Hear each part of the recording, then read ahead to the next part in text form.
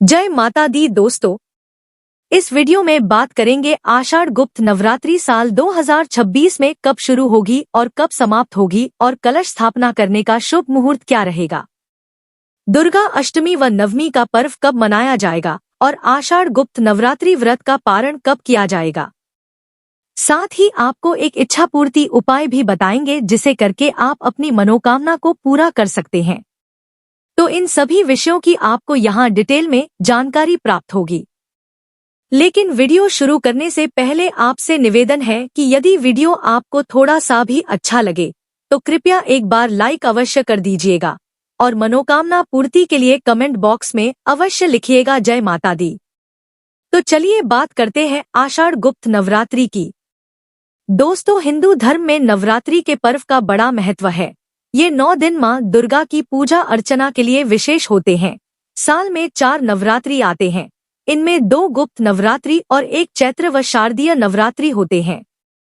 आषाढ़ महीने में पड़ने वाली नवरात्रि को आषाढ़ गुप्त नवरात्रि कहते हैं। गुप्त नवरात्रि में साधना और सिद्धि की कामना की जाती है। इसमें विधि विधान से माता की पूजा अर्चना की जाती है। इसमें माता के लिए जप तप और ध्यान साधना किया जाता है। इससे जीवन में आ रही सभी बाधाएं नष्ट हो जाती है। आपको बता दें कि गुप्त नवरात्रि की पूजा के 9 दिनों में माँ दुर्गा के 9 स्वरूपों के साथ साथ 10 महाविद्याओं की भी पूजा की जाती है। यह 10 महाविद्याएं हैं: माँ काली, माँ तारा देवी, माँ त्रिपुर सुंदरी, माँ भुवनेश्वरी, माता छिन्नमस्ता, माँ त्रिपुर भैरवी, माँ धूमावती, माता बगलामुखी, माँ मातंगी, माँ कमला देवी है। दोस्तों, हिंदू कैलेंडर के अनुसार आषाढ़ माह के शुक्ल पक्ष की प्रतिपदा तिथि से लेकर नवमी तिथि तक आषाढ़ गुप्त नवरात्रि चलती है। यह नवरात्रि भी नॉर्मल नवरात्रों की तरह 9 दिनों तक मनाई जाती है, लेकिन गुप्त नवरात्रि में माँ दुर्गा की आराधना गुप्त रूप से की जाती है। कहा जाता है कि गुप्त नवरात्रि में माँ दुर्गा शीघ्र प्रसन्न हो जाती है। इस दौरान भक्त निराहार या फलाहार व्रत कर सकते हैं।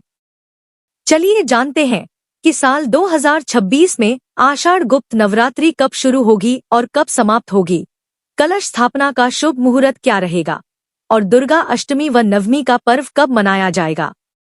दोस्तों, साल 2026 में आषाढ़ गुप्त नवरात्रि की शुरुआत 15 जुलाई 2026 दिन बुधवार को होगी और आषाढ़ गुप्त नवरात्रि की समाप्ति 23 जुलाई 2026 दिन गुरुवार को होगी और प्रतिपदा तिथि की शुरुआत 14 जुलाई 2026 की दोपहर 3:12 पर हो जाएगी और प्रतिपदा तिथि की समाप्ति 15 जुलाई 2026 की सुबह 11:50 पर होगी और कलश स्थापना का शुभ मुहूर्त सुबह 5:33 से लेकर सुबह 10:09 तक रहेगा।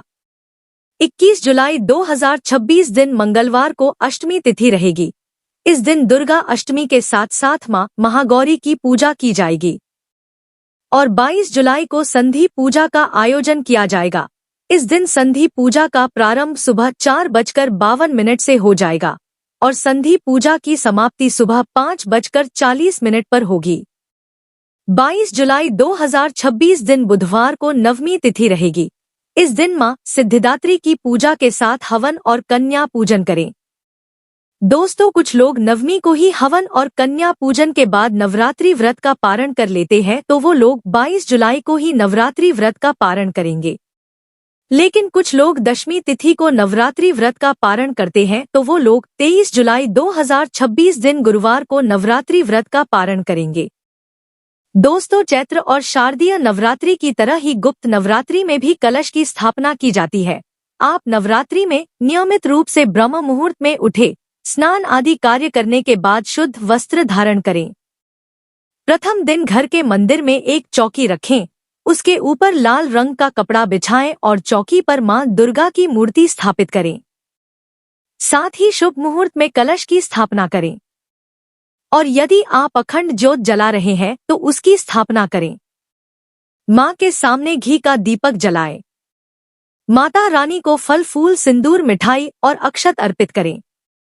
गुप्त नवरात्रि में माँ दुर्गा को भोग में आप लौंग और बताशा चढ़ाएं।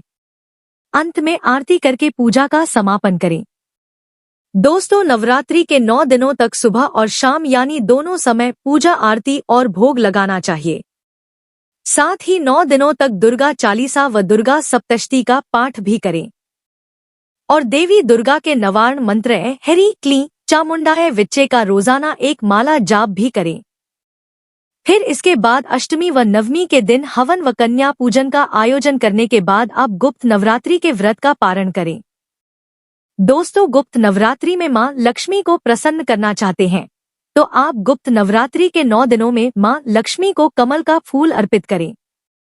अगर आपको कमल का फूल नहीं मिल पा रहा है तो आप घर में कमल के फूल वाली मां लक्ष्मी की कोई तस्वीर लगा ले। मान्यता है कि ऐसा करने से मां लक्ष्मी का वास घर में बना रहता है। दोस्तों, अगर आपकी कोई मनोकामना है तो इस उपाय को जरूर करें या परिवार में सुख शांति और समृद्धि के लिए भी आप यह उपाय कर सकते हैं। दोस्तों, गुप्त नवरात्रि के दौरान रात के समय मां आदिशक्ति के सामने घी का दीपक जलाएं और सिंदूर अर्पित करें। साथ ही 9 बताशों में 2 लौंग रखें और माता को अर्पित करें और माता से अपनी मनोकामना पूर्ति के लिए प्रार्थना करें। ऐसा करने से आपकी इच्छा माता रानी की कृपा से जल्द पूरी होगी और तरक्की के रास्ते खुलेंगे और घर के सभी सदस्यों में आपसी प्रेम भी बना रहेगा। दोस्तों, गुप्त नवरात्रि के दौरान 9 दिन तक हवन करें और घी में कमल गट्टों को भिगोकर दुर्गा सप्तशती का पाठ करते हुए आहुति दें। नवरात्रि के अंतिम दिन यानी नवमी तिथि के दिन 9 कन्याओं को घर में बुलाकर पूरी सब्जी के साथ मखाने की खीर का भोग लगाएं और दक्षिणा देकर आशीर्वाद लें। ऐसा करने से मां दुर्गा का आशीर्वाद बना रहेगा और घर में लक्ष्मी का आगमन होगा।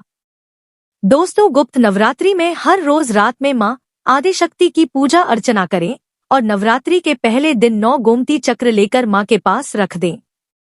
इसके बाद अंतिम दिन की पूजा करने के बाद गोमती चक्र को लाल कपड़े में बांधकर धन के स्थान जैसे अलमारी या तिजोरी में रख दें।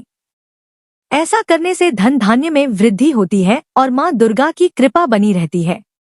तो दोस्तों, यह जानकारी आपको अच्छी लगी तो कमेंट में जय माता दी जरूर लिखें। वीडियो थोड़ा भी अच्छा लगा हो तो कृपया वीडियो को लाइक अवश्य करें, शेयर करें और साथ ही साथ हमारे चैनल को सब्सक्राइब करें। धन्यवाद।